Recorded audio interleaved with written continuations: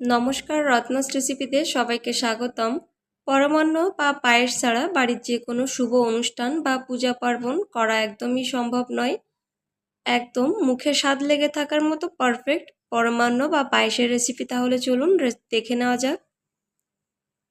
পায়েসের জন্য প্রথমে 1 লিটার দুধ ব্যবহার করছি। আমি এখানে প্যাকেটের লিকুইড দুধটা নিয়েছি। যদি গরুর দুধ ব্যবহার করেন সেক্ষেত্রে দুধটাকে ভালো করে জাল করে ঘন করে নিতে হবে। দিয়ে দিচ্ছি 2টা তেজপাতা ছিঁড়ে, সাথে 3টা এলাচ। দুধটাকে হালকা একটু ফুটিয়ে নিব।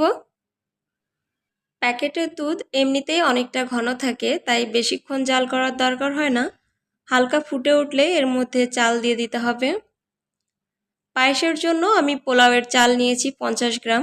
1 লিটার দুধের জন্য পারফেক্ট মাপ 50 গ্রাম চাল। চালটা দিয়ে ভালো করে মিশিয়ে নিতে হবে যেন তলায় লেগে না থাকে। এখন 10 থেকে 15 মিনিট আমি ভালো করে চাল ফুটিয়ে নিব, সেদ্ধ হয়ে যাওয়া পর্যন্ত। চাল ভালো করে যখন ফুটে যাবে অর্থাৎ সেদ্ধ হয়ে যাবে, তখন এর মধ্যে 200 গ্রাম চিনি দিয়ে দিতে হবে। 1 লিটার দুধের জন্য 200 গ্রাম চিনি পারফেক্ট মাপ। এর থেকে বেশি চিনি ব্যবহার করার দরকার নেই, এতে পারফেক্ট মিষ্টি ভাব চলে আসবে। দিয়ে দিচ্ছি 25 গ্রাম মতো গুঁড়ো দুধ, সেই সাথে কয়েকটা কিশমিশ। সব কিছু এখন ভালোভাবে একটু মিশিয়ে নিব। আর চিনি দেওয়ার কারণে এই পর্যায়ে পায়েসটা অনেকটাই পাতলা হয়ে গিয়েছে, জাল করে ঘন করে নিতে হবে।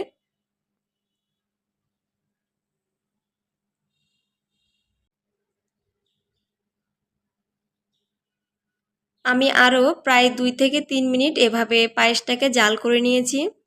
পায়েসটা এখন অনেকটাই ঘন হয়ে গিয়েছে। পায়েস ঠান্ডা হয়ে যাওয়ার পরে আরও বেশি ঘন হয়ে যায়, এজন্য একটু পাতলা থাকা অবস্থাতেই পায়েসটা নামিয়ে নিতে হয়।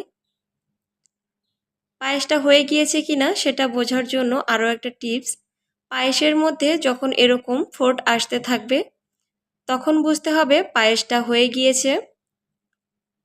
এর থেকে বেশি ঘন করা যাবে না। পায়েসটাকে এখন নামিয়ে ঠান্ডা করে নিতে হবে।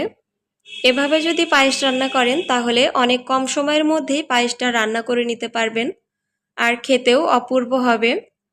পায়েসটাকে আমি এখন নামিয়ে নিচ্ছি। পায়েসটা যদি এই প্রসেসে রান্না করেন খেতে অসম্ভব মজার হবে। আর পায়েসটা ঠান্ডা হয়ে যাওয়ার পরে কতটা ঘন হয়ে গিয়েছে দেখুন। পায়েসের এই ঘনত্বটাই একদম পারফেক্ট। ভিডিওটি যদি ভালো লেগে থাকে চ্যানেলটিকে সাবস্ক্রাইব করে রাখার অনুরোধ রইল।